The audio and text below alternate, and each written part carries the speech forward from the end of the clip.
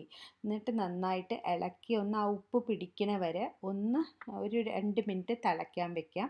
തിളച്ച് കഴിഞ്ഞിട്ട് അതിലേക്ക് നമ്മൾ കലക്കി വെച്ചിട്ടുള്ള ആ കോക്കനട്ട് മിൽക്ക്, നാളികേരപ്പാൽ പിഴിഞ്ഞ് വെച്ചത് ചേർക്കുക.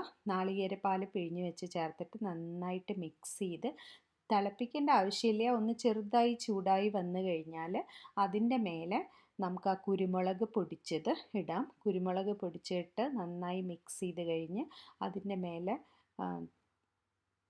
വെളിച്ചെണ്ണയും കറിവേപ്പിലയും കൂടി ഇട്ട് കഴിഞ്ഞാൽ നമ്മളുടെ ഇഷ്ടു റെഡിയായി.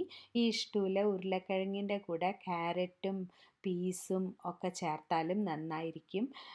എന്ത് വെജിറ്റബിളും വേണമെങ്കിൽ ചേർക്കാം. പക്ഷേ ഈ ഉരുളക്കിഴങ്ങിൻ്റെ വേവിനനുസരിച്ച് ഉള്ളത് ക്യാരറ്റോ അല്ലെങ്കിൽ കളർഫുള്ളായി വേണമെങ്കിൽ ബീട്രൂട്ടോ അങ്ങനെയൊക്കെ ചേർത്താൽ കൂടുതൽ